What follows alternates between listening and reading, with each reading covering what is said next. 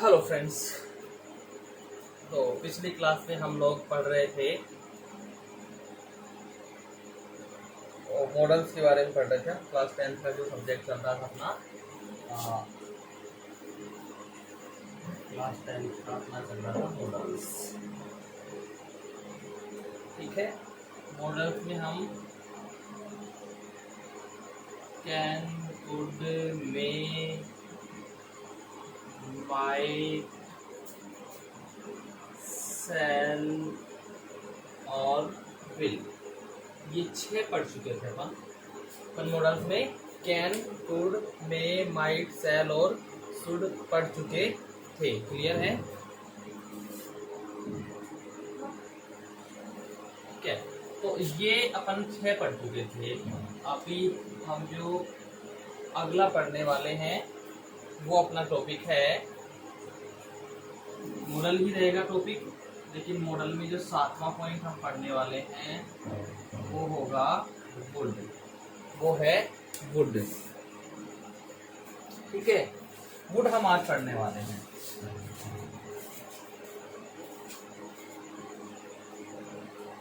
Use of would,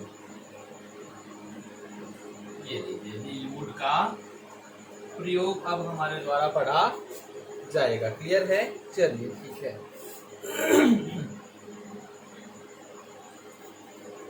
तो सबसे पहला पॉइंट,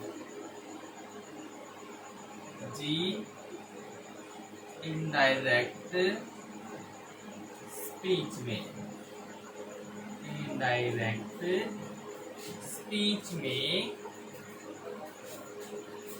विल के पास्ट फॉर्म के रूप में, यानी कि सबसे पहला यूज में अगर आपको बताऊं तो सबसे पहला यूज होता है इनडायरेक्ट स्पीच जब बनाते हैं अपन, तो उसमें विल के पास्ट फॉर्म के रूप में वुड का प्रयोग किया जाता है। वुड का प्रयोग विल के पास्ट फॉर्म के रूप में किया जाता है। क्लियर है कि नहीं है फ्रेंड्स? चलिए ठीक है, एग्जाम्पल लेते हैं। Sorry,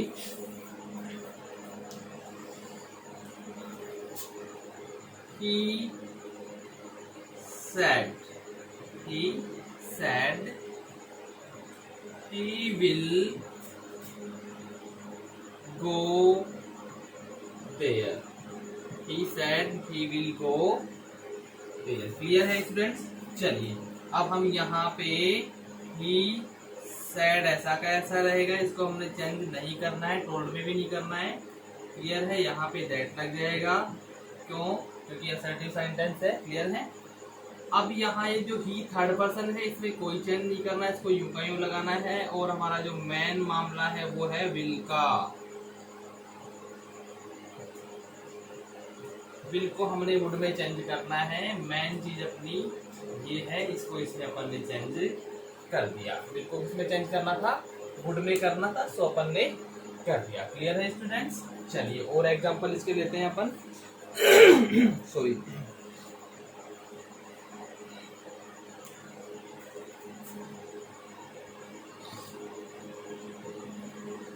she said you will love me. You will love me. अब यहाँ पे क्या है? she said you will love me, अपन ने ये लिख दिया। तो अब जैसे अपन इसको चेंज करते हैं, she said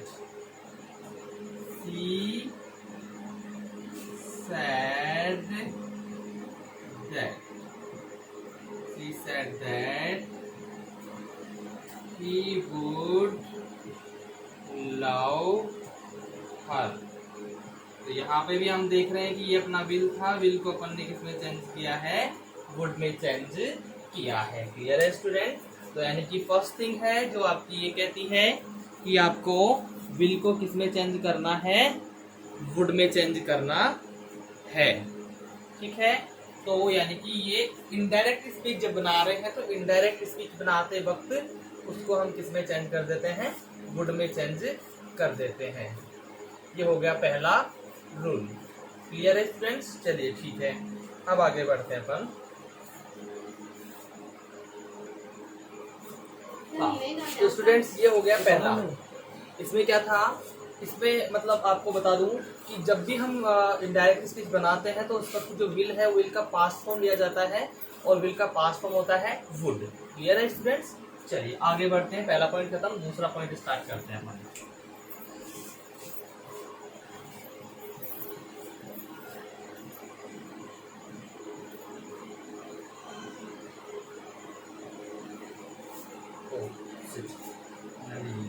use of wood, use of wood का एक पॉइंट समाप्त हो गया है। पॉइंट नंबर 2 लेते हैं अपन। पॉइंट नंबर 2, पहला पॉइंट क्या था, इनडायरेक्ट स्पीच में बनाते समय उसका जो विल का यूज होता है वो पास्ट फॉर्म के रूप में किया जाता है। ठीक है, अब पास्ट हैबिट, पास्ट हैबिट यानी कि भूतकालिक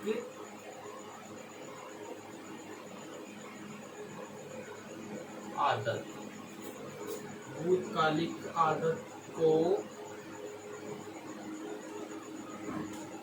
एक्सप्रेस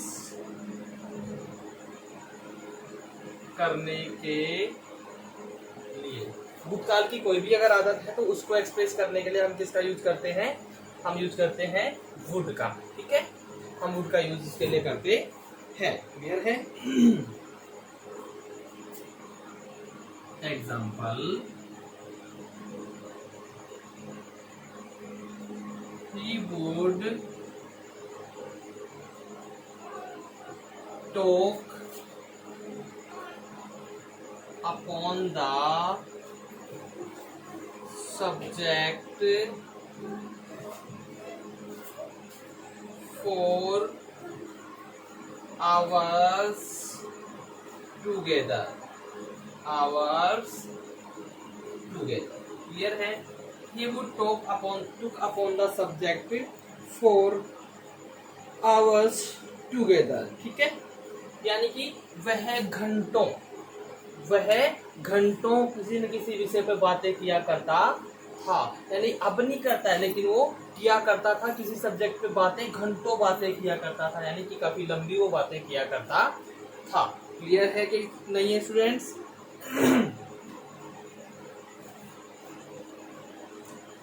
और देखते हैं,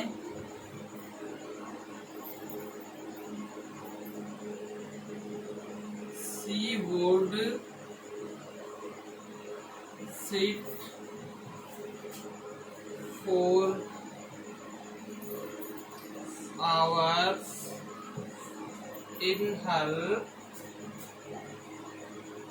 garden and knit। अब यहाँ पे ये क्या कह रहे हैं कि वह घंटों अपने गार्डन में बैठा करती थी और बुनाई का कार्य किया करती थी। निट यानी क्या होता है, बुनना। वो जो अपन देखते हैं ना, मतलब जो लड़कियां होती है सलाई लेके वो बुनती रहती है, उसको निटिंग कहते हैं। तो यहाँ पे भी क्या है कि वह घंटों अपने गार्डन में बैठ के बुनाई का कार्य किया करती थी। तो in both the sentences we can see that it is showing the past habit, it is showing the past habit, so we must use here would। is it clear or not? I hope it's clear for you। ठीक है, चलिए ठीक है students, और लेते हैं।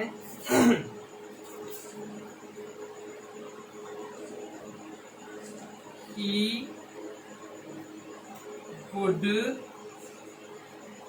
go for a walk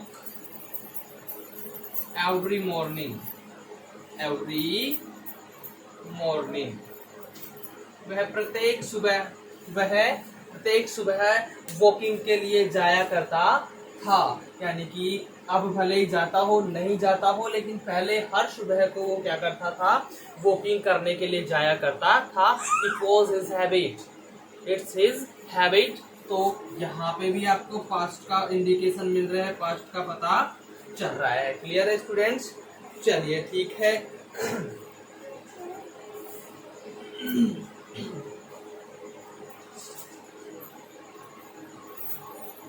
after lunch, after lunch he would have a short nap. He would have a short nap. Nap का मतलब क्या होता है? झपकी लेना, मतलब थोड़ा सा सोना, सोना नहीं लेकिन थोड़ी देर के लिए लेट जाना, उसे नैपिंग हम कहते हैं। क्या कहते हैं स्टूडेंट? उसको नैपिंग कहते हैं हम। After lunch he would have a short nap, यानी लंच करने के बाद थोड़ी सी झपकी वो लिया करता था। तो यहाँ पे भी किसका पता चल रहा है? एक पास्ट हैबिट का पता चल रहा है कि वो झपकी लिया करता था। क्लियर है स्टूडेंट्स? चलिए ठीक है, अब हम बात करते हैं इसके बाद में रूल नंबर 3 की। यहाँ तक हम 2 रूल्स की बात कर चुके हैं। अब हम रूल नंबर 3 इसका पढ़ते हैं। क्लियर है स्टूडेंट्स? इसे आप नोट कर लीजिए।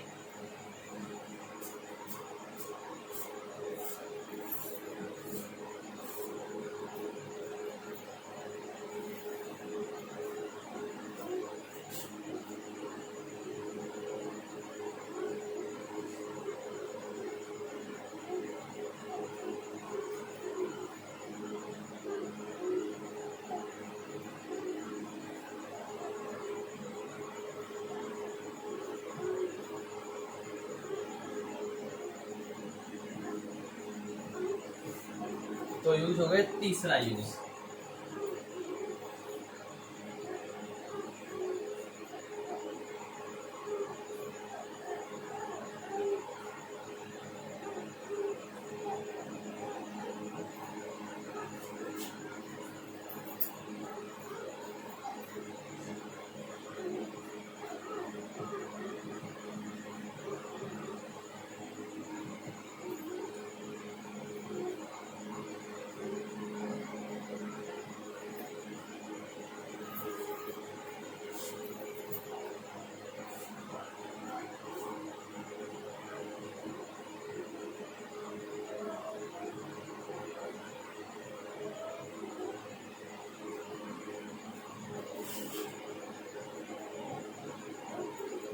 तीसरा रूल इसका ये होता है कि इंटरोगेटिव सेंटेंस हो और उसमें पोलाइट रिक्वेस्ट की जा रही हो, but less polite than could. It should be less polite than could. तो पोलाइट रिक्वेस्ट करी जा रही हो और ये इंटरोगेटिव सेंटेंस हो तो हम क्या करते हैं? वुड का प्रयोग करते हैं। क्लियर है? देखिए,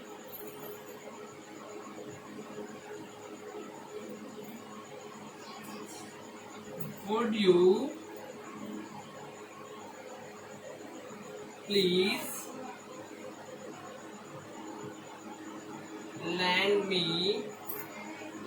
your book? Would you please lend me your book? तो यहाँ पे मैं अगर इसे हटा देता हूँ, you please lend me your book, तो पता चल रहा है पोलाइट रिक्वेस्ट हो रही है। क्या हो रही है? पोलाइट रिक्वेस्ट हो रही है। ठीक है, लेकिन यहाँ से मैं इसको हटा के अगर इधर लास्ट में ले जाता हूँ तो फिर यहाँ पे हमने कुड यूज करना था। क्या यूज करना था? कुड। लेकिन यहाँ पे हमने वुड यूज किया क्योंकि यहाँ पे रिक्वेस्ट तो हो रही है, पोलाइट रिक्वेस्ट है, लेकिन it is less polite than could, so we must be used here would, otherwise we could use could. Clear है? चलिए, ये पहला एग्जांपल आपका हो गया। Would you please lend me your book? क्या मुझे आप अपनी बुक उधार देंगे?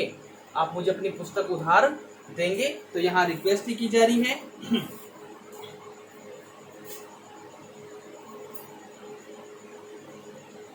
Would you like to have a cup of coffee? Would you like to have a cup of coffee? क्या आप एक चाय का आप एक कॉफी का कप पियेंगे? मतलब आप कॉफी पियेंगे? क्या आप एक कप कॉफी पी सकते हैं? तो आप भी यहाँ पे भी क्या कर रहे हैं? रिक्वेस्ट कर रहे हैं कि भाई आप पी सकते हैं। तो देख लीजिए, मतलब आप यहाँ इनवाइट, ये कहेंगे सर इनविटेशन भी हो सकता है। सर ये इनवाइट नहीं है क्योंकि हम रिक्वेस्ट कर रहे हैं कि सर प्लीज एक कॉफी चाय पी लीजिए। क्या आप पिएंगे, तो वहां रिक्वेस्ट हमारे द्वारा की जा रही है and it is polite request. Is it clear? Sorry.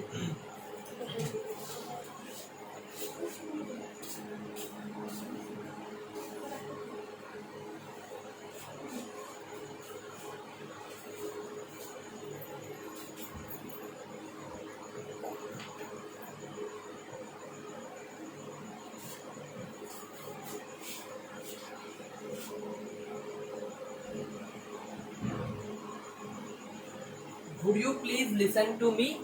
क्या आप मुझे सुनेंगे, मतलब क्या आप मेरी बात सुनेंगे? प्लीज प्लीज क्या आप मेरी बात सुनेंगे? तो यहाँ पे भी हम क्या कर रहे हैं कि आप मेरी बात सुनेंगे या नहीं। Just I am requesting you, if you want to you can listen. Okay, तो यहाँ पे भी रिक्वेस्ट की जा रही है कि आप मेरी बात सुन लीजिए कृपया। क्लियर है कि नहीं है? चलिए ठीक है, 3 पॉइंट्स हो गए हैं। Now we will study about point number 4।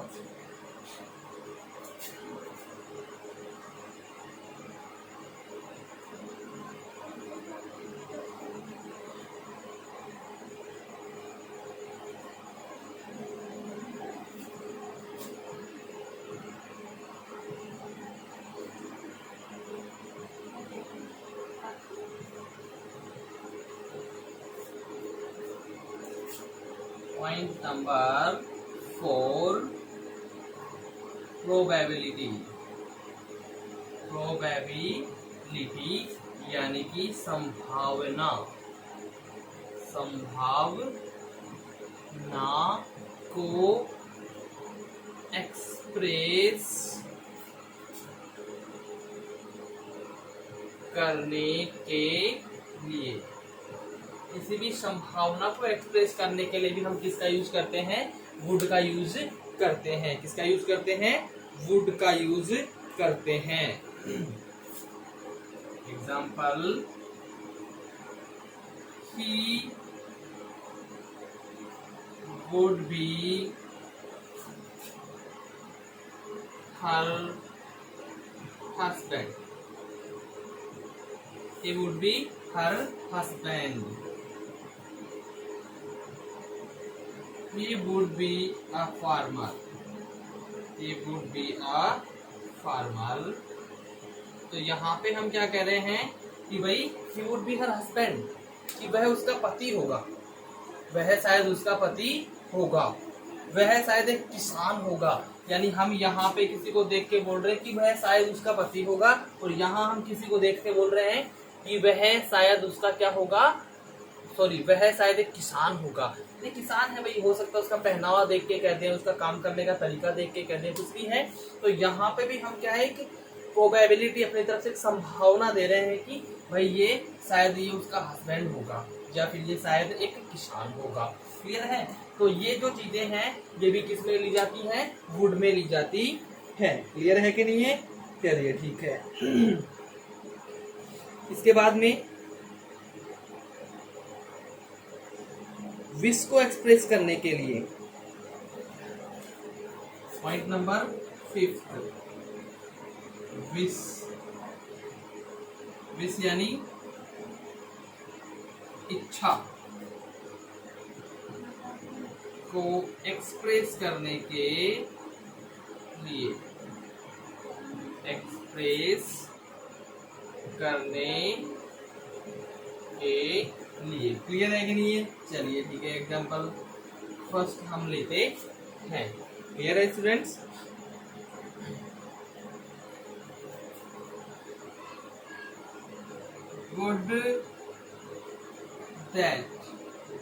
would that he were here, would that he were here, कि काश वो यहाँ होता, यदि वो यहाँ होता। तो यहाँ पे भी एक हम क्या कह रहे हैं, एक इच्छा है हमारी। अगर आप इसको दूसरे शब्दों में मैं लिखूं तो कैसे लिख सकता हूँ? I wish that he were here. क्या लिख सकते थे हम? I wish that he were here. Sorry, इसका अर्थ यही निकल रहा है, I wish that he were here. Clear है? इसका अर्थ यही निकल रहा है। क्लियर है कि नहीं है? ये इसका अर्थ निकलता है। क्लियर। सेकंड अगर सेंटेंस में लूं तो सेकंड सेंटेंस आपका कहता है would that I were A bird.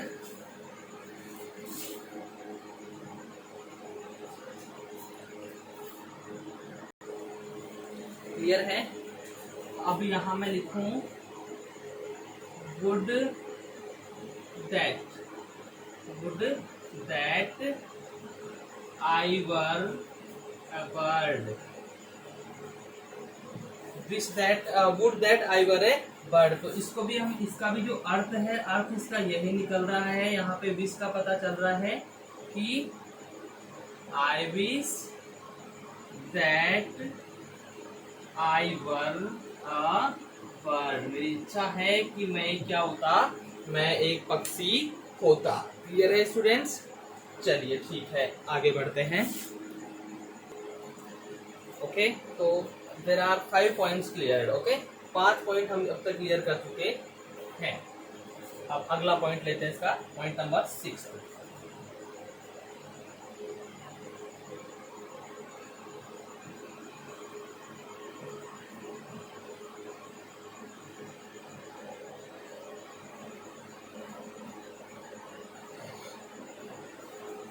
चलिए स्टूडेंट्स, पॉइंट नंबर 6 क्या कहता है?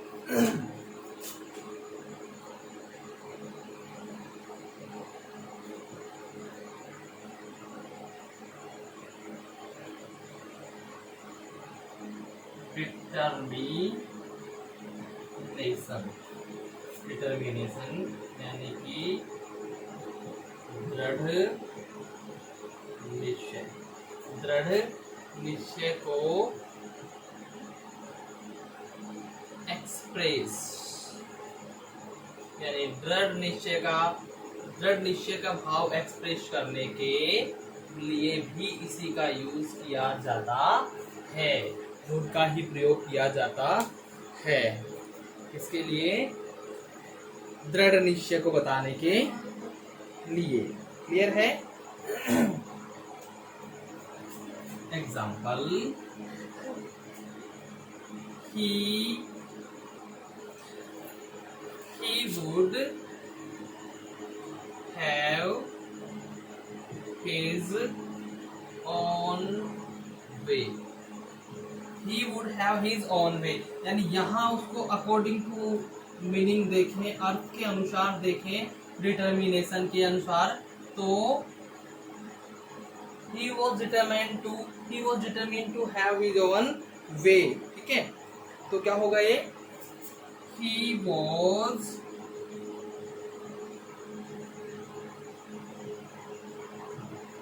determined to have his own way। he is determined to have his own way। तो यहाँ पे have his own way ऐसा कैसा है? लेकिन यहाँ पे जो would है ना, ये would के बजाय हमने क्या यूज कर दिया है? was determined to। तो यानी क्लियर हो गया, किसको शो कर रहा है? डिटर्मिनेशन को शो कर रहा है। क्लियर है कि नहीं है?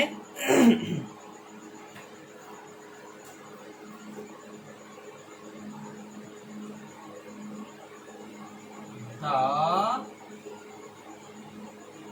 criminal would never surrender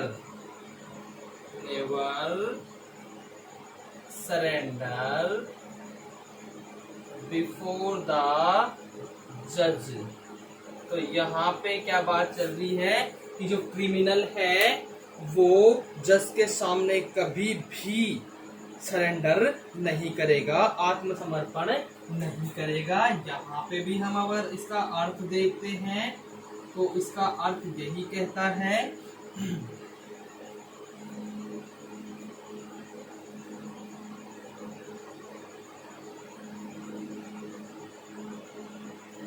the criminal was determined never to surrender before the criminal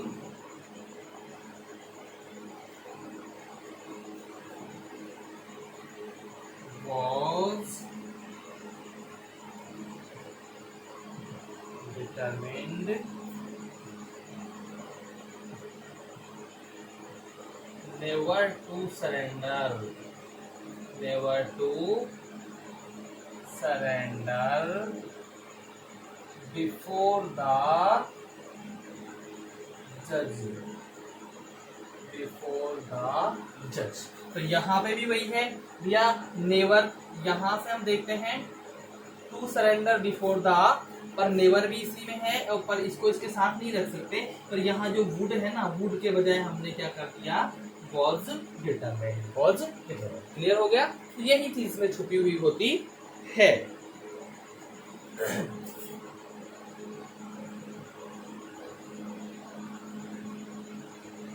He would never tell a lie. He would never tell a lie. वह कभी भी झूठ नहीं बोलेगा। तो he was determined never to tell a lie, वही अर्थ इसमें निकलता है। क्लियर है स्टूडेंट्स? तो ये हो गए इसके पॉइंट नंबर 6। कौन सा था ये था पॉइंट नंबर 6 था। इसके बाद अगला पॉइंट इसका लेते हैं, point number 7, point number 7।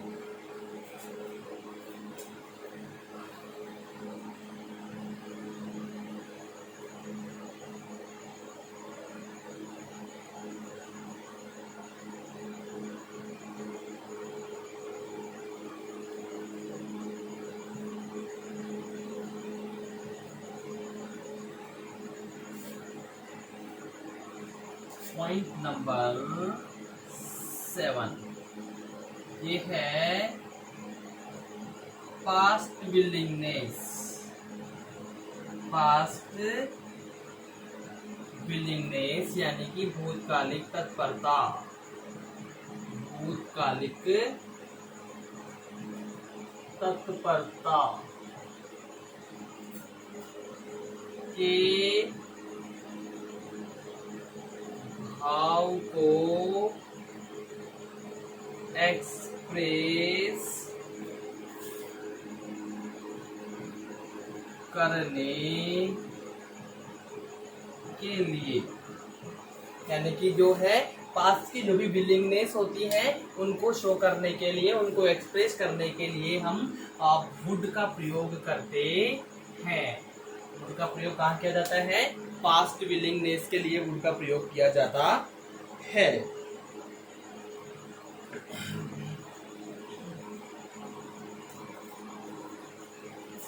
Example, she said that he would help me, he would help me।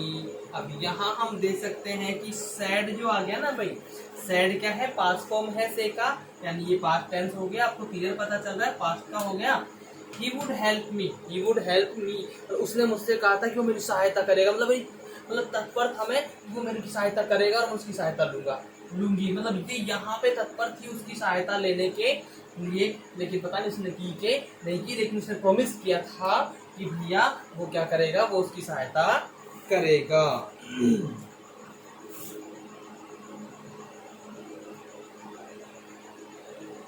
I would do as you bid, मैं वैसा ही करूंगा जैसा तुम चाहोगे, मैं वैसा ही करूंगा जैसा तुम चाहोगे, जो तुम्हारी इच्छा है वैसा ही होगा, वैसा ही मैं करूंगा।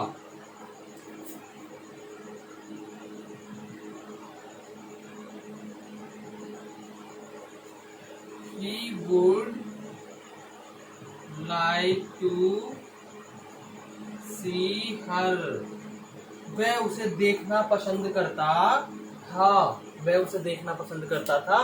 तो उसकी एक ये मतलब एक बिल्ली तत्परता थी कि उसे देखा करता था, उसे देखना अच्छा लगता था। क्लियर है स्टूडेंट्स? तो इसके 7 पॉइंट्स हो चुके हैं। अब पॉइंट नंबर 8 लेते हैं हम। पॉइंट नंबर 8,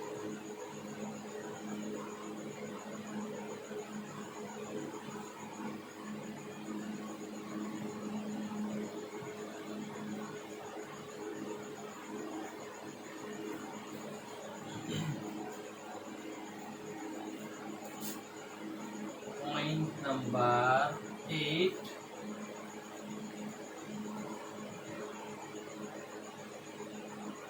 प्रेफरेंस यानी कि प्राथमिकता। प्राथमिकता क्लियर है। और इसके अलावा चॉइस और चॉइस पसंद या चुनाव करना के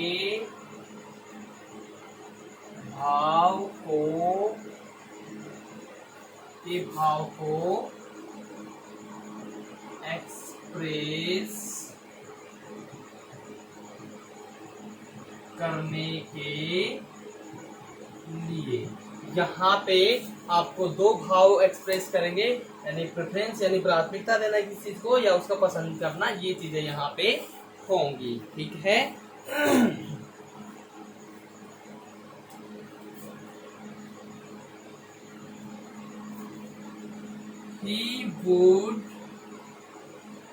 He would rather die than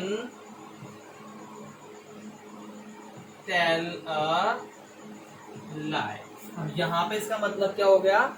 वह झूठ बोलने के बजाय मरना पसंद करेगा, यानी वो मरना पसंद करेगा लेकिन झूठ नहीं बोलेगा। तो यहाँ वो किसको प्राथमिकता दे रहा है? मरने को प्राथमिकता दे रहा है, पर झूठ नहीं बोलेगा। तो झूठ नहीं बोलने को यानी कि सत्य बोलने को प्राथमिकता वो दे रहा है। तो यहाँ पे वो उसको ऑप्शन दिया जा रहा है कि या तो आपको मरना है या आपको झूठ बोलना। तो वो बंदा क्या कह रहा है कि मैं मरने को प्राथमिकता दूंगा लेकिन झूठ नहीं बोलूंगा, मर जाऊंगा लेकिन झूठ नहीं बोलूंगा। क्लियर है कि नहीं?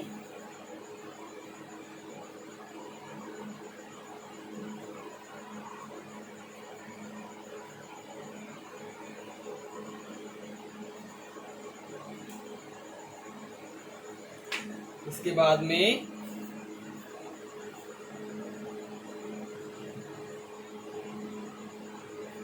he would as soon die as beg, कि भीख मांगने से पहले वह मरना पसंद करेगा, यानी वो मर जाएगा लेकिन भीख नहीं मांगेगा। क्या हो जाएगा? मर जाएगा लेकिन भैया वो भीख नहीं मांगेगा। क्लियर है?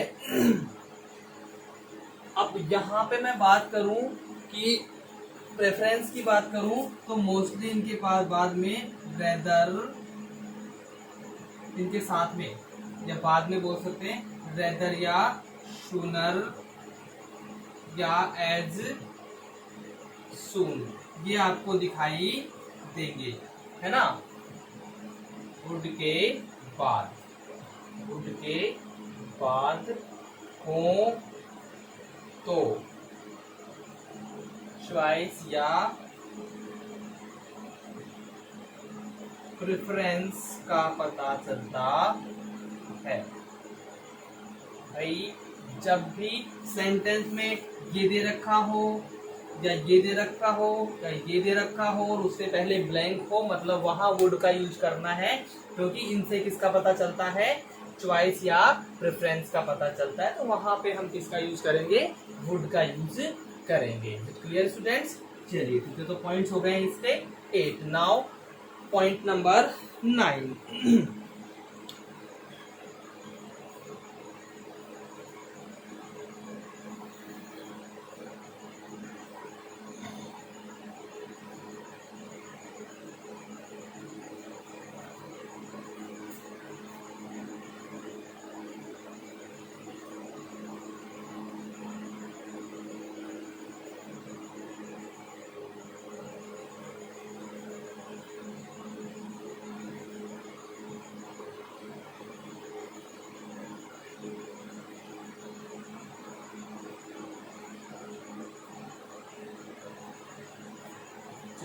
पॉइंट नंबर 9, प्रेजेंट प्रेजेंट और पास्ट दोनों ही कंडीशन की मैं यहाँ पे बात कर लेता हूँ। प्रेजेंट और पास्ट की अनरियल कंडीशंस, अनरियल कंडीशंस मतलब ये अवास्तविक संभावनाएं होती हैं, अवास्तविक शर्तें होती हैं जहां पे आपको सिर्फ कोरी कल्पना का पता चलता है। ठीक है, या कोरी कल्पना को एक्सप्रेस करने वाले सेंटेंसेस को एक्सप्रेस करने वाले सेंटेंसेस के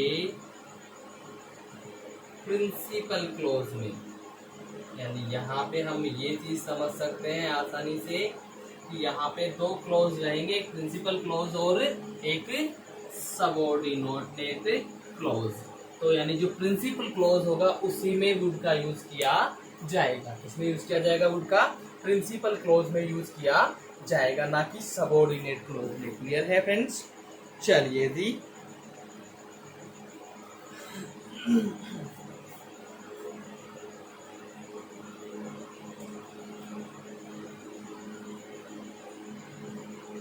if I were a bird, if I were a bird, I would fly in the sky, I would fly in the sky। यहाँ पे ये कह रहे हैं कि यदि मैं पक्षी होता तो मैं आसमान में उड़ता। अब यहाँ पे सिर्फ कल्पना है, आप आसमान में कब उड़ते? जब आप पक्षी होते, और आप फिलहाल तो पक्षी है नहीं, तो ये आपकी आसमान में उड़ने की मात्र एक कोरी कल्पना है जो एज ए बर्ड, एक पक्षी के रूप में कभी पूरी नहीं हो सकती। क्योंकि हम ये तो नहीं कह सकते आसमान में उड़ने की तमन्ना पूरी नहीं हो सकती। भाई हो रही है, लोगों की बहुत उड़ रहे हैं, हवाई जहाज चल रहे हैं ना, उड़ रहे हैं, लेकिन यहाँ बात हो रही है कि पक्षी बन के उड़ने की, तो वो एक कोरी कल्पना है, वो कभी भी कंप्लीट, कभी भी पूर्ण नहीं हो सकती है। ठीक है,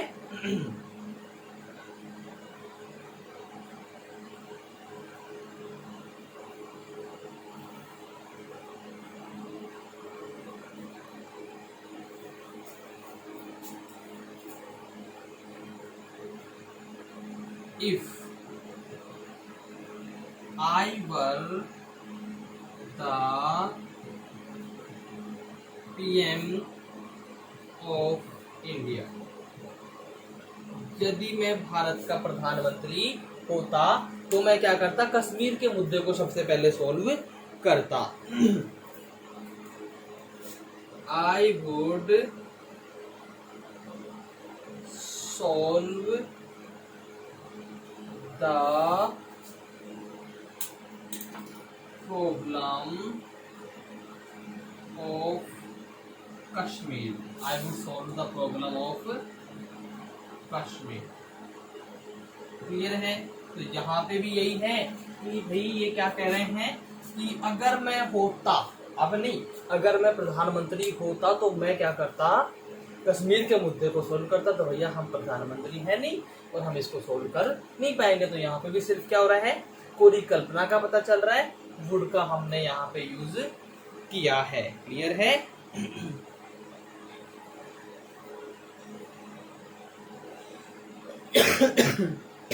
sorry,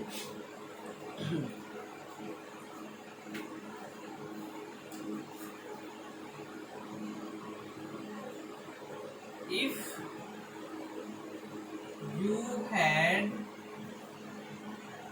worked hard, if you have worked hard, you would have been successful, you would have been successful। अब यहाँ पे भी बात वही हो रही है कि अगर आपने क्या किया होता, if you had worked hard, अगर आपने बहुत कठिन मेहनत की होती तो आप सक्सेस हो सकते थे, आप सफल हो सकते थे। लेकिन अब तो एक कल्पना रह गई ना, क्योंकि पास्ट में करते तो सफल होते, अब आप नहीं हो सकते, इसलिए ये भी क्या हो गई, ये भी एक कोरी कल्पना ही आपके लिए हो गई है।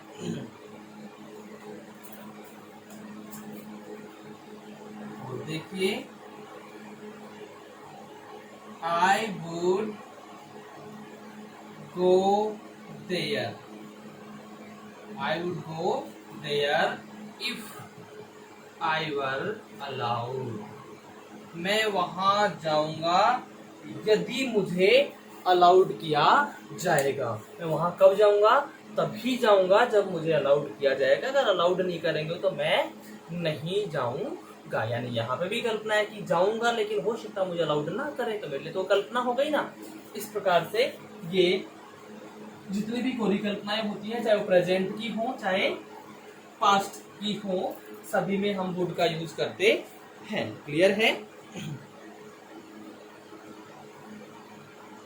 अब यहाँ पे ये तो क्या है, अनरियल कंडीशंस है, लेकिन अनरियल कंडीशंस ना होकर सिर्फ संभावना हो, जो मतलब हो सकती है, संभावना हो, तो संभावना के लिए फिर हम वुड का यूज नहीं करके कुड या माइट का यूज करते हैं। किसका यूज करते हैं? कुड या माइट का यूज करते हैं। कब? जब यहाँ पे अनरियल कंडीशन ना हो के क्या हो, पॉसिबिलिटी अगर हो तो उसमें हम किसका यूज करते हैं? कुड या माइट का यूज यदि क्या हो, यदि यहाँ पॉसिबिलिटी हो, तो उस कंडीशन में हम या तो कुड का यूज करेंगे या तो हम माइट का यूज करेंगे। लेकिन अगर अनरियल कंडीशन है तो उसमें हम वुड का ही यूज करेंगे। क्लियर है फ्रेंड्स? चलिए आगे बढ़ते हैं। इसके 9 पॉइंट्स हो चुके हैं। पॉइंट नंबर 10 लेते हैं इसका। ठीक है,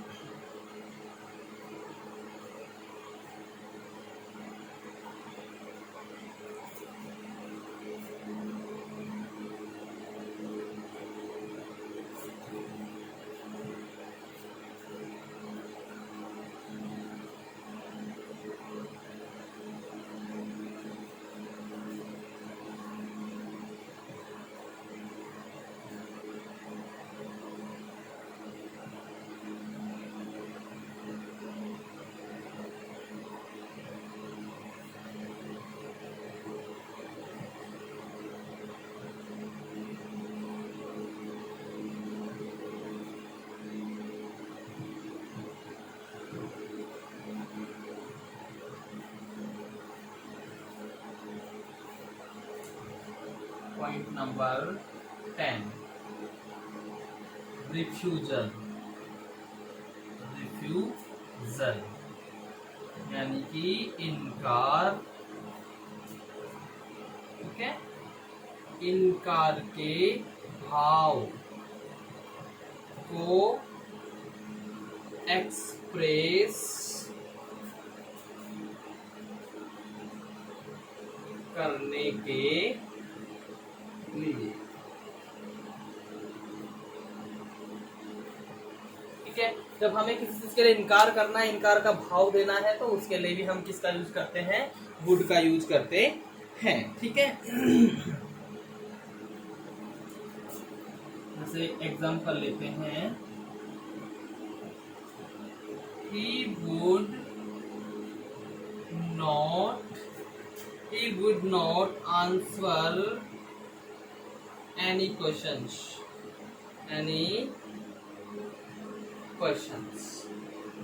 क्लियर? अब यहाँ पे he refused to answer any questions, इसका मतलब क्या निकलता है? he refused to answer any questions, यानी यहाँ पे हम इसका अर्थ देखें, रिफ्यूज वाले अर्थ में देखें तो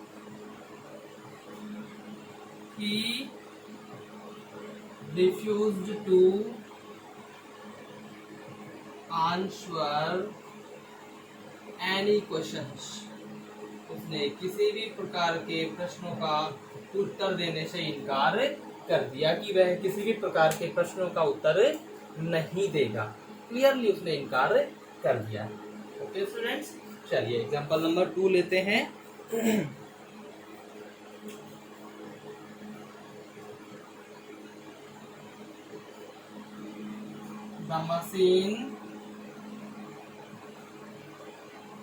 machine could not start. The machine would not start. यहाँ पे भी the machine refused to start. The machine refused to start. यहाँ पे भी वही हो रहा है, यहाँ भी would not को मतलब रिफ्यूज में हो जाता है और वो, तो इस प्रकार से हम समझ सकते हैं कि यहाँ इनकार का भाव हो रहा है दोनों सेंटेंसेस में, इसलिए हमने यूज किया यहाँ पे would का। क्लियर है स्टूडेंट्स? चलिए ठीक है, तो ये हो गया वुड अपना कंप्लीट। ओके, वुड कंप्लीट हो चुका है। अभी हम शुड का प्रयोग पढ़ेंगे इसके बाद में। चलिए ठीक है, इसको रफ कर लेते हैं और फिर शुड का यूज पढ़ते हैं हम।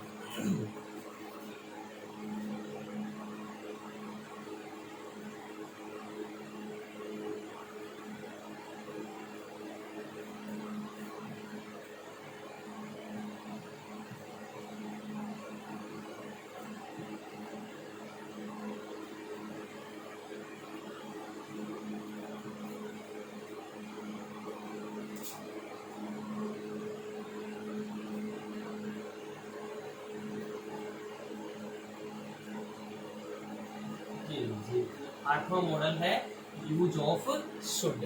Use of should,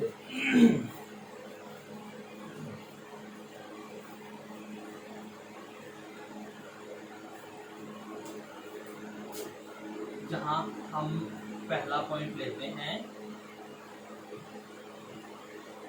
indirect speech में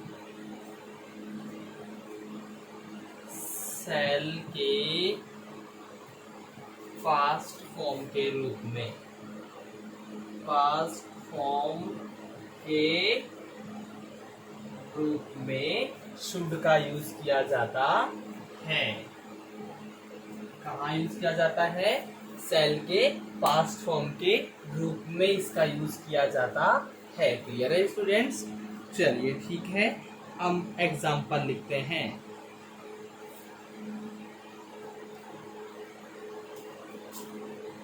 I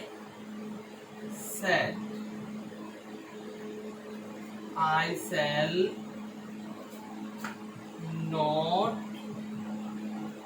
do this work.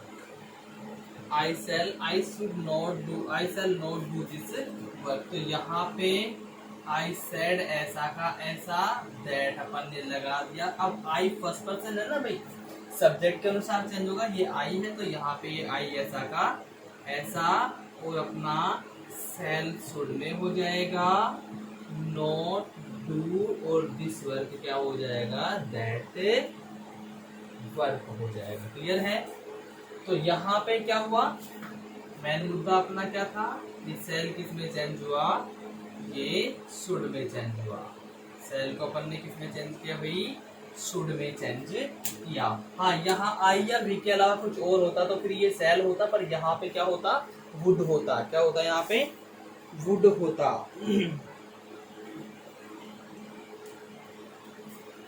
और देखिए जैसे he said to me, will you help me. अब यहाँ पे तो आप ये कहेंगे सर ये तो विल हो गया।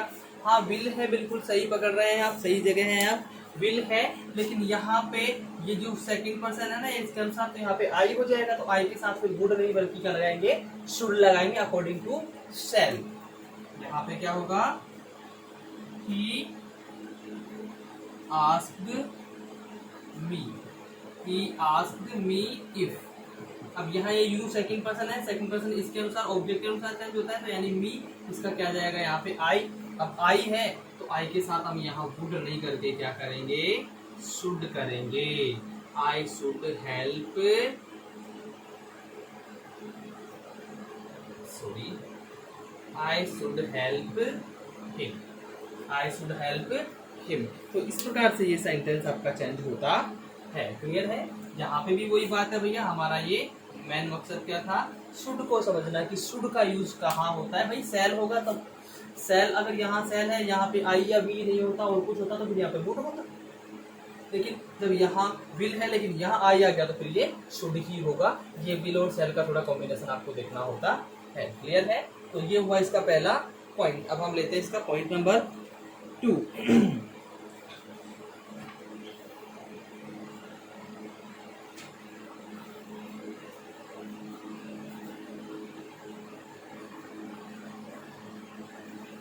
पॉइंट नंबर 2 है मोरल ऑब्लिगेशन और मोरल ड्यूटीज को के भाव को एक्सप्रेस करने के लिए।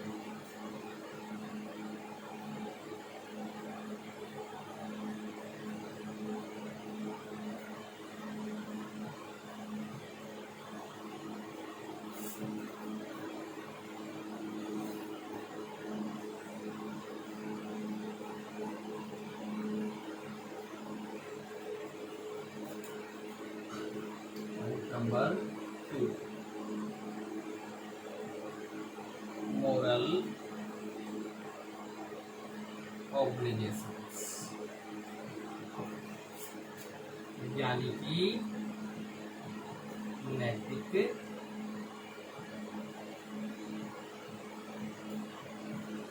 कर्तव्यों, नैतिक दायित्व, नैतिक दायित्व या और ड्यूटी, यानी कि कर्तव्य के भाव को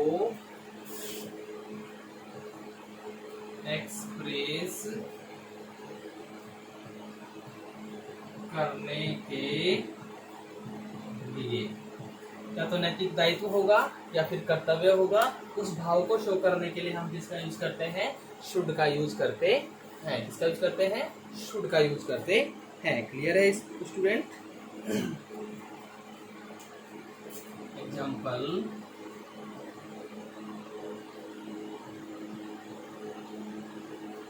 one should love one's country, यानी कि एक प्राणी को एक व्यक्ति को अपने देश से प्रेम करना चाहिए, एक व्यक्ति को अपने देश से प्रेम करना चाहिए। तो यहाँ पे क्या है, इसका नैतिक दायित्व है, इसका नैतिक दायित्व है कि वो अपने देश से प्रेम करे। क्लियर है? और देखिए, children should obey their parents, बच्चों को अपने अभिभावकों की आज्ञा का पालन करना चाहिए। बच्चों को अपने मम्मी पापा जो हैं, पेरेंट्स जो हैं, उनकी आज्ञा का पालन करना चाहिए। ये उनका एक मतलब मोरल ऑब्लिगेशन होता है, मोरल ड्यूटी उनकी ये होती है।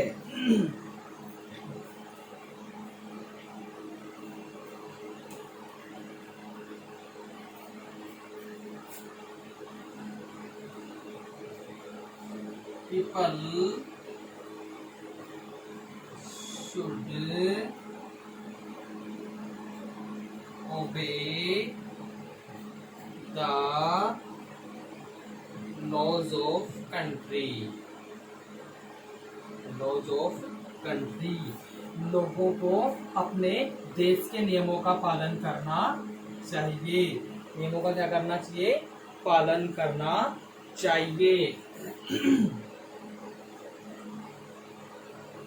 One should speak truth, यहाँ पे कहने का मतलब है कि हर किसी को सत्य बोलना चाहिए। क्या बोलना चाहिए, सत्य बोलना चाहिए। तो यहाँ पे हम सभी सेंटेंसेस में देख सकते हैं कि सभी में ये नैतिक कर्तव्य या फिर कर्तव्य का पता चल रहा है, नैतिक दायित्व या फिर कर्तव्य, इनका पता चल रहा है। तो ये जो भी होते हैं नैतिक दायित्व या फिर कर्तव्य, ये सभी किसमें लिए जाते हैं, शुड में लिए जाते हैं। यानी यहाँ हमें पता चल रहा है कि भाई ऐसा हमें करना चाहिए, मतलब ऐसा हम करेंगे तो ये हमारे लिए अच्छा होता है, भला होता है। क्लियर है? चलिए पॉइंट नंबर 3 की तरफ बढ़ते हैं।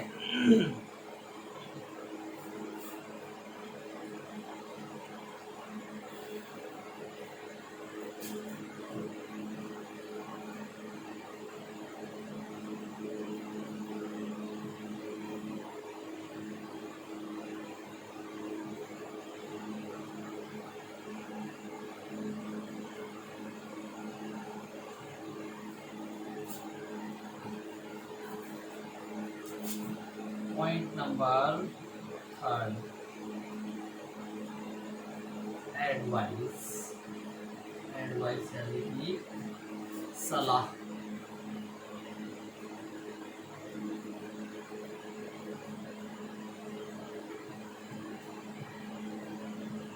देने के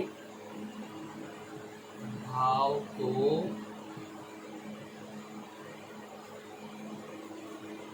express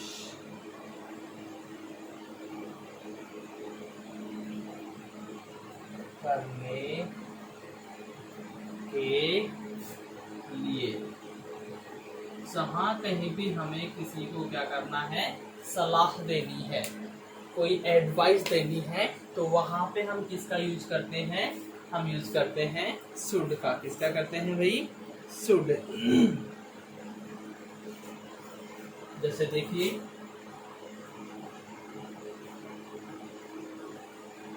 you should not laugh at his mistakes। अब यहाँ पे सपोज कीजिए किसी ने कोई गलती कर दी और हम उसकी गलती पे हंस रहे हैं, तो कोई हमें कहता है बेटा देखो आपको उनकी गलती पे हंसना नहीं चाहिए, उन्हें अप्रिशिएट करो, आपको गलती पे हंसना नहीं चाहिए। मतलब सलाह दी जा रही है कि आप उनकी गलती पे मत हंसो। भाई कभी तुम्हारे साथ भी ऐसा हो सकता है, तो आप उनकी गलती पे मत हंसो। यहाँ पे सलाह दी जा रही है। क्लियर है?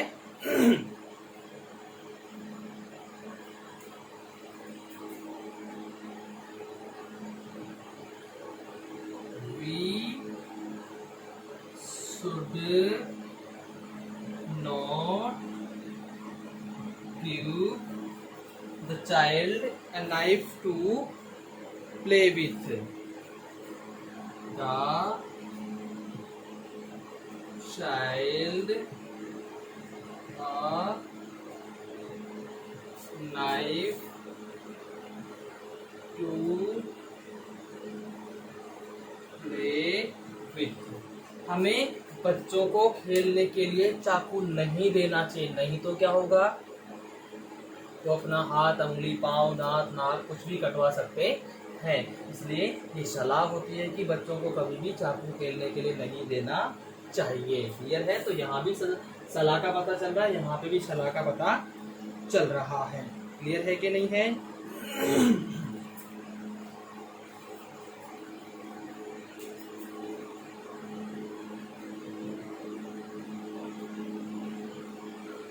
He should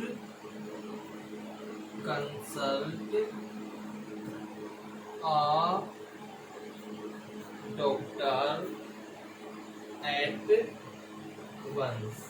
उसे एक बार डॉक्टर से सलाह लेनी चाहिए, उसे एक बार डॉक्टर से मशविरा लेना चाहिए, परामर्श लेना चाहिए। तो यहाँ पे भी सलाह दी जा रही है कि आप डॉक्टर से जाके मिले एक बार, ये आपके लिए जरूरी हो रहा है। क्लियर है कि नहीं है? तो इस प्रकार से हम देख सकते हैं ये सलाह का भाव हो रहा है, सभी में सलाह का भाव हो रहा है, इसलिए हमने शुड का यूज यहाँ पे किया है। तो ये हो गए यहाँ पे पॉइंट नंबर 3 के एग्जाम्पल्स। अब हम इसका पॉइंट नंबर 4 लेते हैं।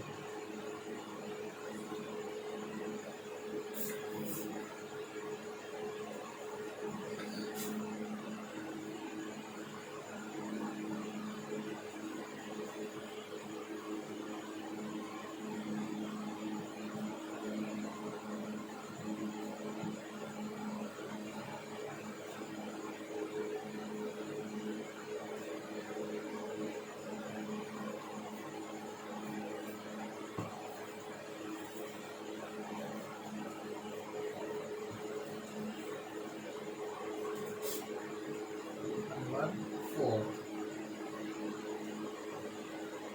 सपोजिशन।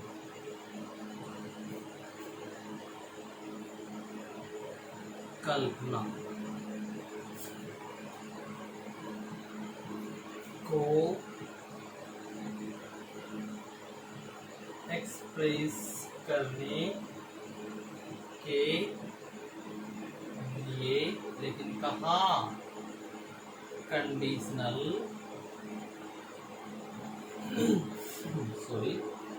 कंडीशनल क्लॉजेज में, कंडीशनल क्लॉजेज में अगर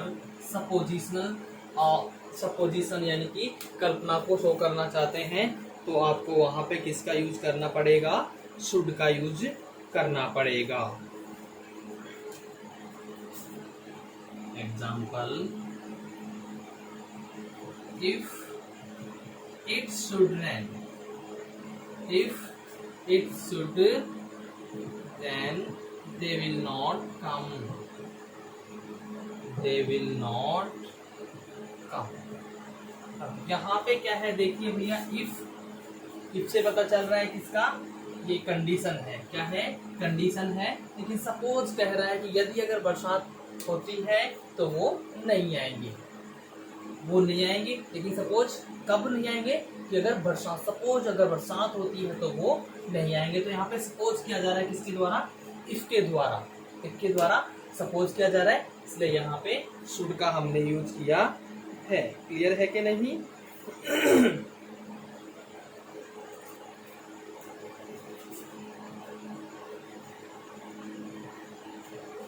if she should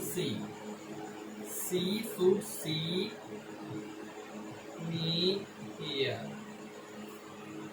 she would be annoyed, अगर वो मुझे यहाँ देखेगी तो वो क्या हो जाएगी, गुस्सा हो जाएगी। वह क्या हो जाएगी, गुस्सा हो जाएगी। She will be annoyed, sorry, she should see me here, हाँ, सी विल बी अनॉयड, अगर वह मुझे यहाँ देखेगी तो वह क्या होगी, वह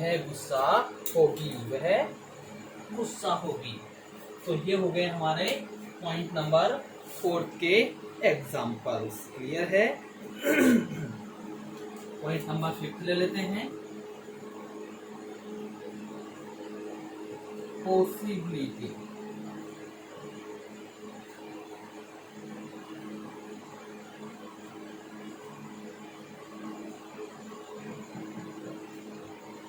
यानी कि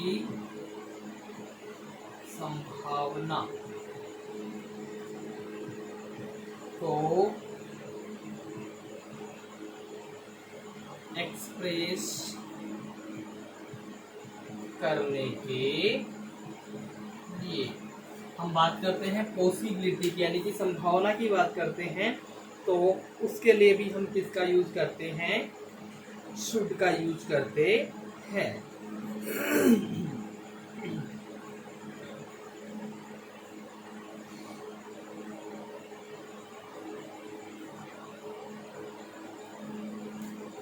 एग्जाम्पल देखिए, I think he should come tomorrow, मुझे लगता है वह कल आएगा, या उसे कल आना चाहिए।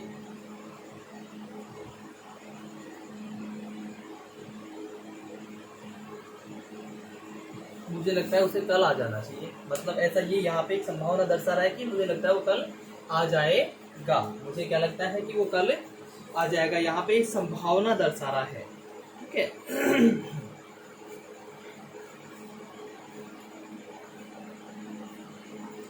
और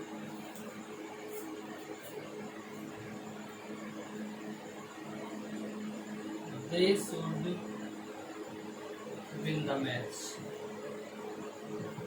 जीत जाने चाहिए, वे शायद मैच जीत जाने चाहिए, यानी कि वो मैच जीत सकते हैं। यहाँ वो कंफर्म नहीं कह रहा कि वो मैच जीत जाएंगे, लेकिन वो यहाँ पे ये कह रहा है कि वो मैच जीत सकते हैं। तो यहाँ पे भी क्या है, संभावना दर्शा रहा है। यहाँ पे भी क्या दर्शा रहा है, ये संभावना दर्शा रहा है। क्लियर है? तो इस प्रकार से हम क्लियर कर चुके हैं इसके 5 पॉइंट्स। कितने पॉइंट्स क्लियर कर चुके हैं? इसके 5 पॉइंट्स हम क्लियर कर चुके हैं। अब हम पढ़ेंगे point number 6। Till then note it.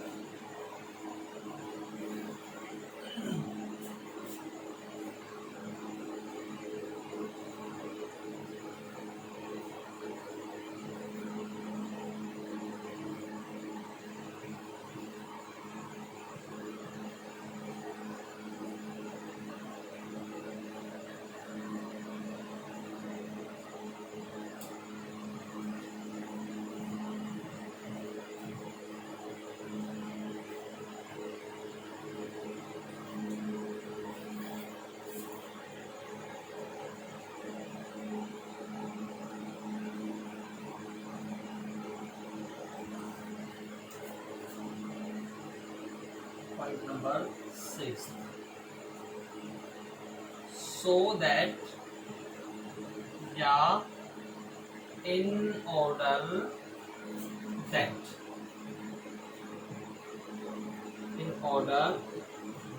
से स्टार्ट होने वाले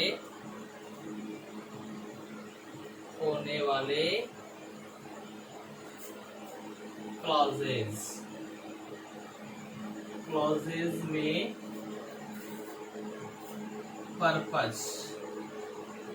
पर्पज यानी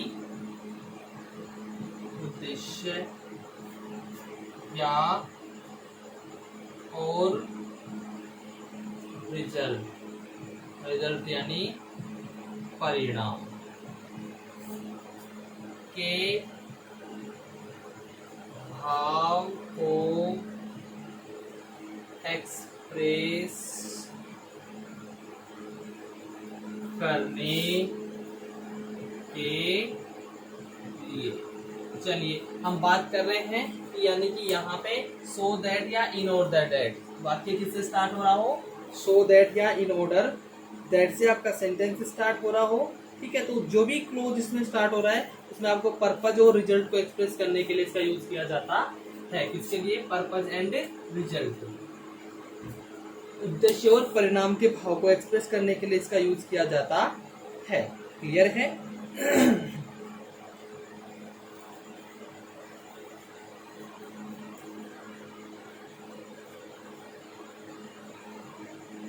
We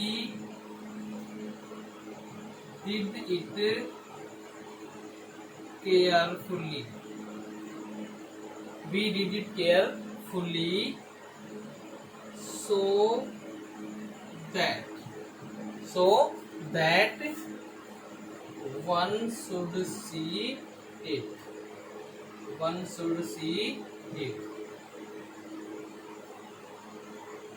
हमने इसे बहुत ध्यानपूर्वक किया है, इसलिए किसी को इसे देखना तो चाहिए, यानी कि ये देखा तो जाना चाहिए। ठीक है, क्योंकि हमने इसको क्या किया है? बहुत ही ध्यानपूर्वक किया है।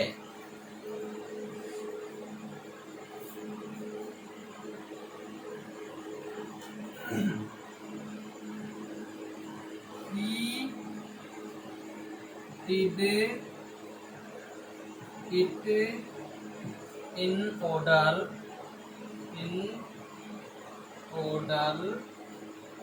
that। अब यहाँ पे तो सिर्फ क्या आ रहा था? ऑर्डर आ रहा था। यहाँ पे सिर्फ क्या था? यहाँ पे सिर्फ था दैट था, यहाँ पे आ गया इन ऑर्डर दैट। यहाँ पे क्या आ गया? इन ऑर्डर दैट आ गया। ठीक है, all should be satisfied. All should be satisfied.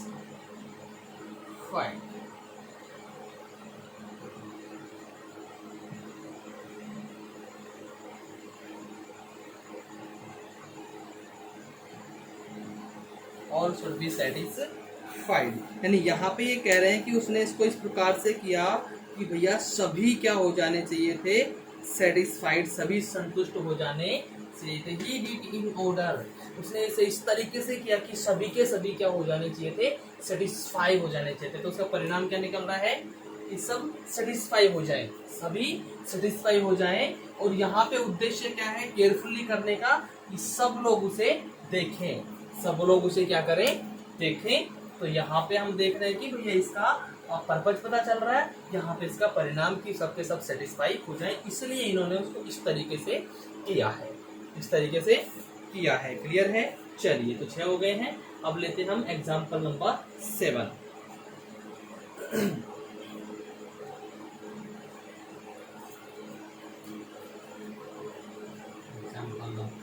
Point number 7, लेस्ट के बाद, लेस्ट के बाद एक बात ध्यान रखो, जहां भी आपको सेंटेंस में लेस्ट दिख जाए, क्या लेस्ट अगर आपको सेंटेंस में दिखता है, इसका मतलब आपको वहां शुड यूज करना ही है। क्या शुड यूज करना ही है। क्लियर है?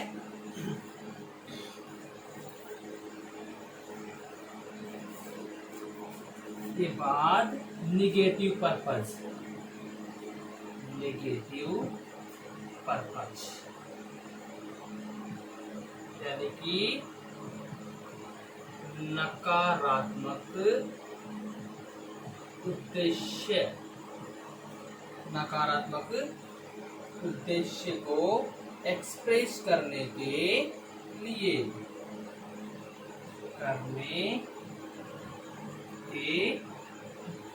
मॉडल्स का यूज किया जाता है। और मॉडल्स में भी कौन से का यूज किया जाता है, सॉरी शुड का यूज किया जाता है। शुड मॉडल का हम यूज करते हैं। ठीक है?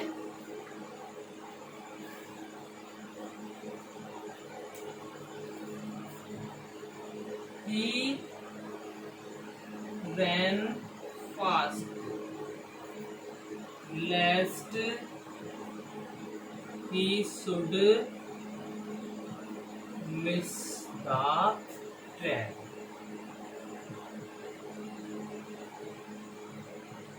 अब यहाँ पे क्या कह रहा है ये, He ran fast lest he should miss the train।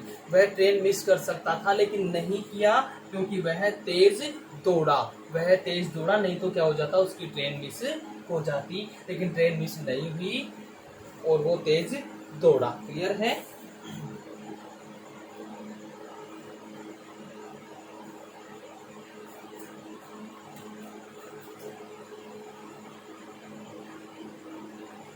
Work hard लेस्ट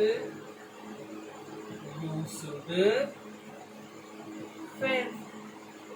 यहाँ पे क्या कह रहे हैं, कठिन मेहनत करो अन्यथा फेल होने के लिए तैयार रहो। या तो कठिन मेहनत करो या फेल हो जाओ, ऑप्शन आपके पास है। दोनों में से आप क्या करना चाहते हैं, आप कठिन मेहनत करना चाहते हैं या आप फेल होना चाहते हैं।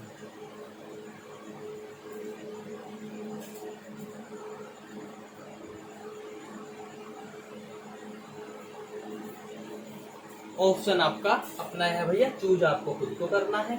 क्लियर है कि नहीं है? चलिए,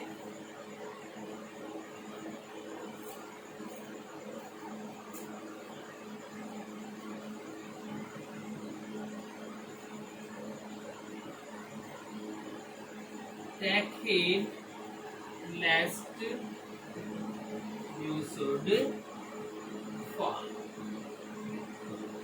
take it you should fall lest you should fall। तो यहाँ पे सभी में नकारात्मकता दर्शा रहा है कि यानी आपकी ट्रेन छूट सकती है, आप फेल हो सकते हैं, आप गिर सकते हैं। तो ये तीनों चीजें क्या है, नकारात्मक चीजें ना, निगेटिव चीजें। भी फेल होना भी गंदी बात है, फेल होना गंदी बात है, ट्रेन छूट जाना गलत बात है हमारे लिए, गिर जाना भी गलत बात है। तो तीनों में यहाँ पे उद्देश्य क्या आ रहा है, नकारात्मक उद्देश्य आ रहा है, इसलिए यहाँ। और लेस्ट, ये तो आप इतना सा ध्यान रखो, उद्देश्य को जाने दो भाड़ में। लेस्ट अगर आ रहा है तो आपको उसमें शुड का यूज करना है। क्लियर है? चलिए ठीक है। तो ये हो गए आपके 7 पॉइंट्स। कितने हो गए हैं? 7 पॉइंट्स हो गए हैं। अब हम इसके 8th पॉइंट की तरफ चलते हैं।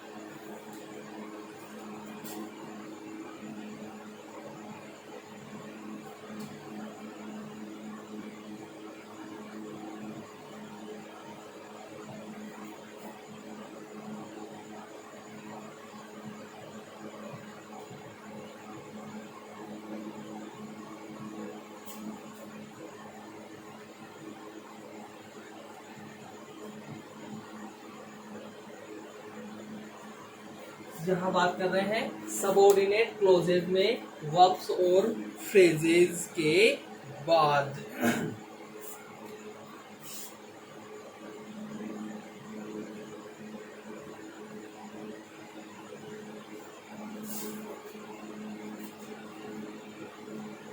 डिटर्मिनेशन, ठीक है, यानी कि ब्लड निश्चय ब्लड संकल्प, इसका पता चल रहा हो, डिटर्मिनेशन का पता चल रहा हो, ठीक है।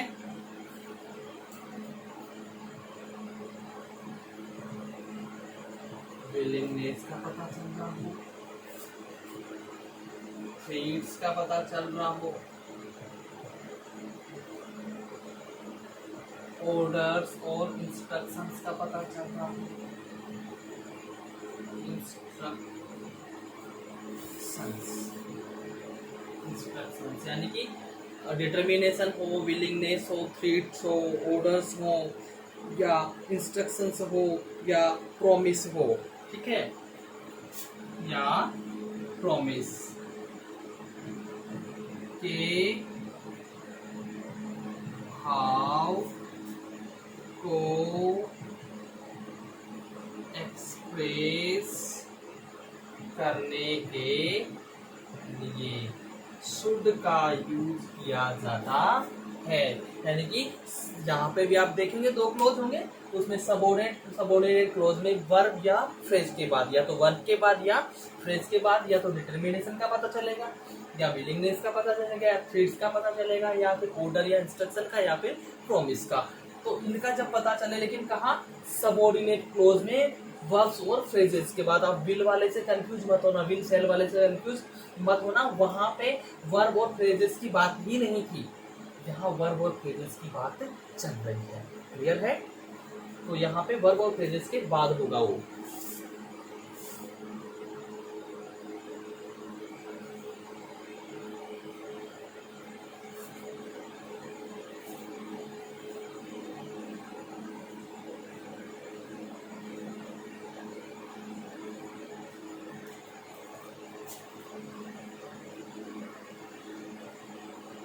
I promised my son that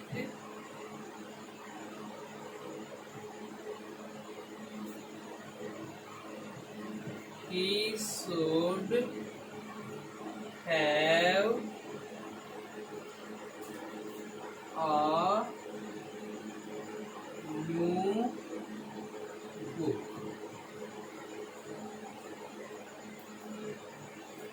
अब यहाँ पे I promised my son, I promised my son that he should have,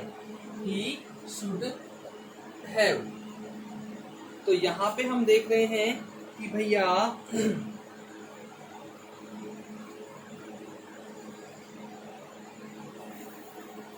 that he should have a new book, तो यहाँ पे क्या की जा रही है भैया, प्रॉमिस की जा रही है। क्या की जा रही है? प्रॉमिस की जा रही है कि भाई तुम्हें नई पुस्तक दी जाएगी, तुम्हारे पास नई पुस्तक होगी। तो यहाँ पे वादे का पता चला, किसका पता चला? वादा हो रहा है, प्रॉमिस। सबऑर्डिनेट क्लॉज में वर्ब और फ्रेजेस के बाद डिटरमिनेशन, वर्ब और फ्रेजेस के बाद में डिटरमिनेशन का, ये तो वर्ब हो गई, या फ्रेजेस के बाद में पता चल रहा है कि यहाँ पे क्या हो रहा है, ये प्रॉमिस की जा रही है, ये प्रॉमिस्ड, तो ये वर्ब हो गई ना, वर्ब है, वर्ब खुद ही प्रॉमिस है, तो पता चल रहा है यहाँ पे प्रॉमिस हो रही है, इसलिए हम यहाँ पे क्या करेंगे, शुड का यूज करेंगे। क्लियर है students?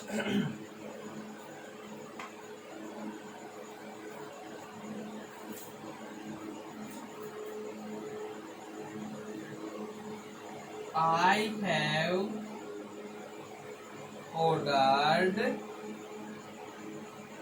that he should play today. He should play today. I have ordered that he should play today. यहाँ पे भी क्लियर हो गया भैया, ऑर्डर किया जा रहा है। I have ordered, मैंने ऑर्डर किया कि आज ही खेला जाना चाहिए। He should play today, उसे आज खेलना चाहिए, मेरा आदेश है कि वह आज खेलेगा।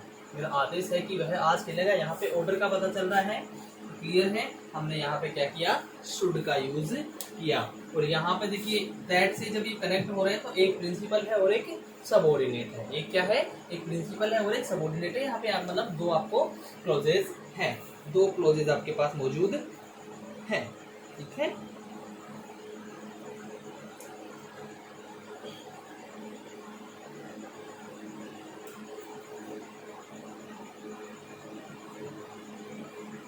Is your Elder brother willing that you should go abroad? You should go abroad.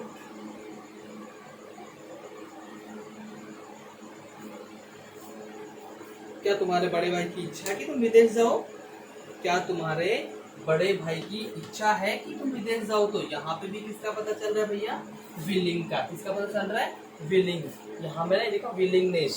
तो इस प्रकार से हमको प्रोमिस्ड, ऑर्डर्ड और विलिंगनेस तीनों चीजें यहाँ पे हैं, प्रोमिस, विलिंगनेस और ऑर्डर। तो इनमें से अगर कुछ भी आपको दिखाई देता है तो स्टूडेंट्स हमें उसको किसमें कंक्लूड करना है, यहाँ पे हमें मॉडल शुड का यूज करना है। और यहाँ पे भी आप देखेंगे दैट लगा हुआ है, यानी यहाँ पे भी एक प्रिंसिपल एक सबऑर्डिनेट, दो क्लोज आपके पास में है। क्लियर है स्टूडेंट्स? तो ये हो गया आपका पॉइंट नंबर 8। अब हम पढ़ते हैं पॉइंट नंबर 9।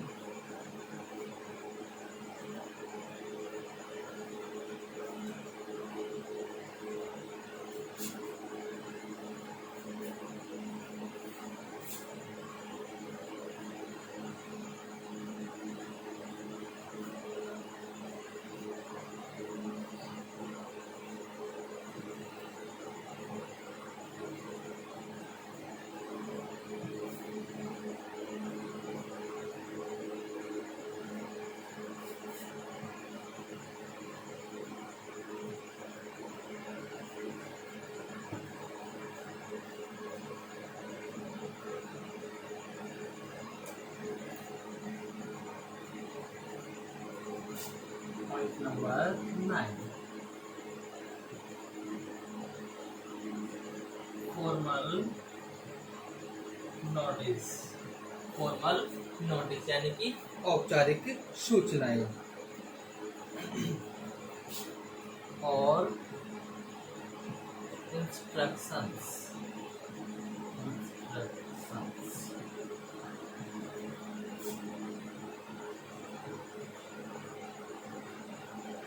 औपचारिक सूचनाएं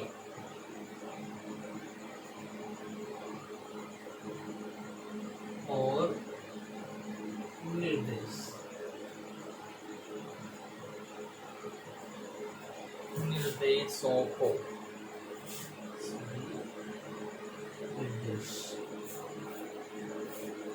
औपचारिक सूचनाएं और निर्देशों को एक्सप्रेस करने के लिए।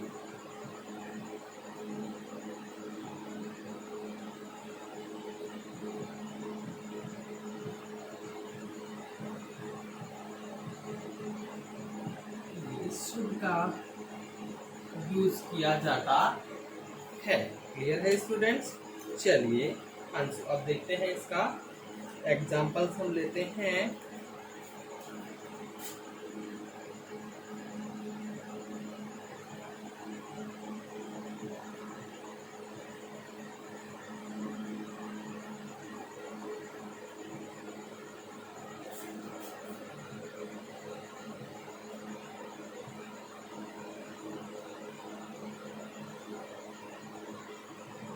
Candidates should answer all the questions. जो कैंडिडेट हैं, जितने भी सदस्य हैं, उनको सभी क्वेश्चंस के आंसर देने चाहिए। क्या सभी क्वेश्चंस के आंसर देने हैं? तो यहाँ पे आपको औपचारिक रूप से एक सूचना दी जा रही है, इंस्ट्रक्शन दिया जा रहा है कि निर्देश है आपके लिए कि आपको सभी क्वेश्चंस अटेम्प्ट करने हैं। क्लियर है students?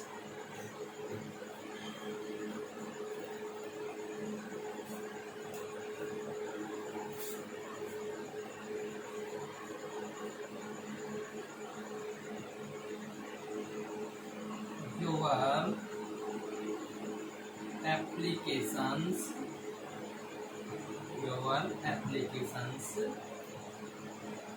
should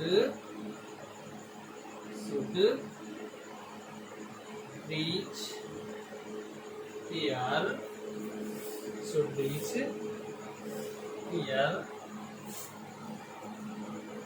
before 26th January 2022।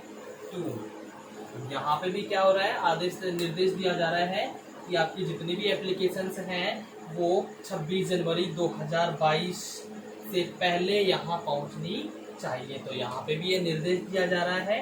ये है पॉइंट नंबर 9। क्लियर है स्टूडेंट्स? चलिए अब हम इसका पॉइंट नंबर 10 लेते हैं।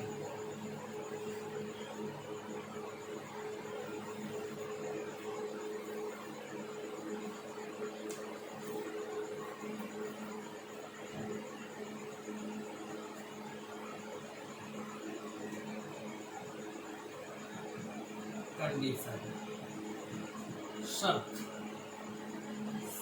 को एक्सप्रेस करने के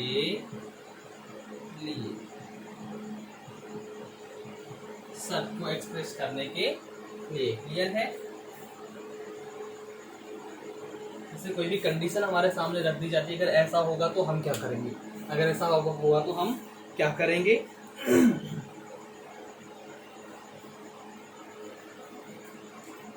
जैसे देखिए, should he not come, what shall we do, अगर हमें कुछ करना है तो कब करना है, जब वो आएगा। लेकिन अगर वो नहीं आया तो हम क्या करेंगे। यहाँ पे हमें कुछ करना है लेकिन नहीं कर पाएंगे, कब, अगर वो नहीं आया तो क्या करेंगे। यहाँ शर्त लग गई है कि अगर वो नहीं आया तो क्या करेंगे। ये कंडीशन हमारे लिए अप्लाई हो गई है। तो यहाँ ये क्या हो गया, कंडीशन लग गई हमारे लिए। क्लियर है कि नहीं? चलिए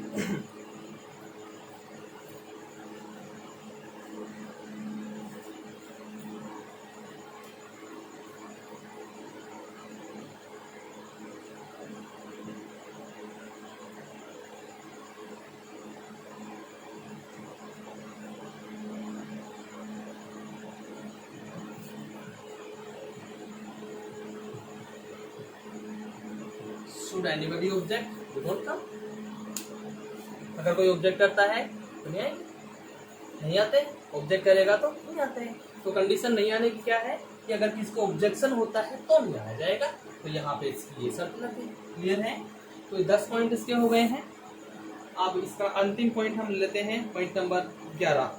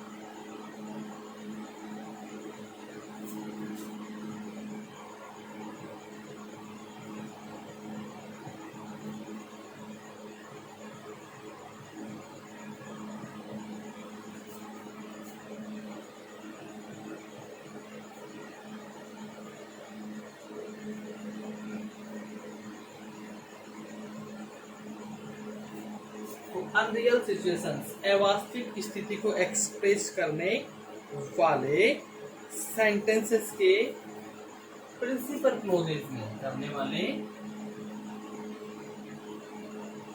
सेंटेंसेस के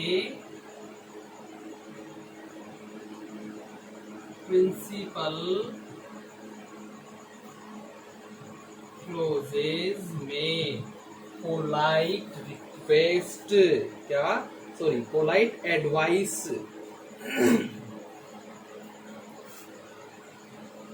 polite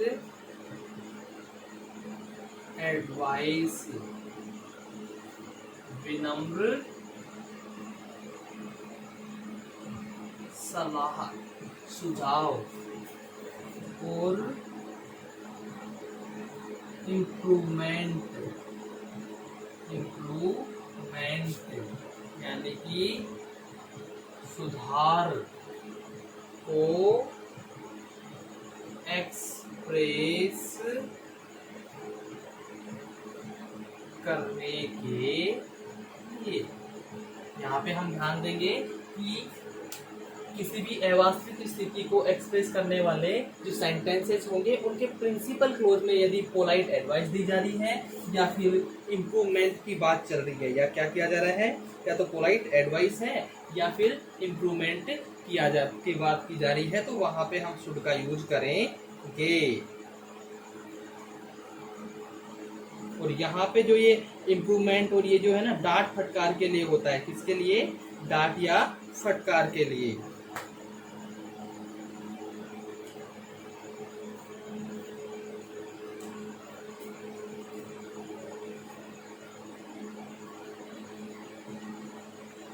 If he were you, he should not do it.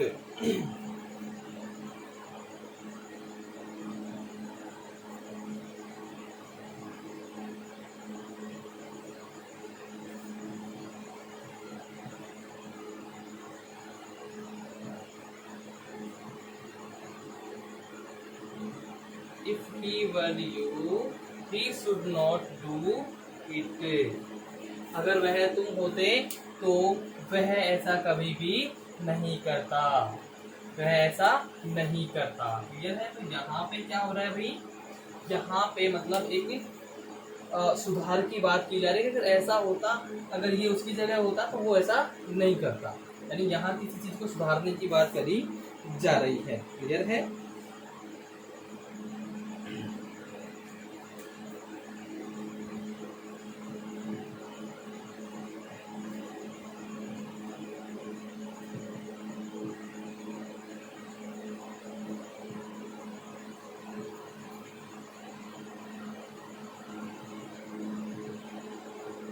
If I were you, I should not cheat him. अगर मैं तुम्हारी जगह होता तो मैं उसे कभी चीट नहीं करता। यहाँ पे क्या कह रहा है कि अगर मैं तुम्हारी जगह होता तो मैं उसे कभी भी चीट नहीं करता, कभी भी उससे बेईमानी नहीं करता। क्लियर है? तो आज हमने पढ़ा, यहाँ पे अपने 6 हो गए थे, 7वां पन्ने पढ़ा गुड।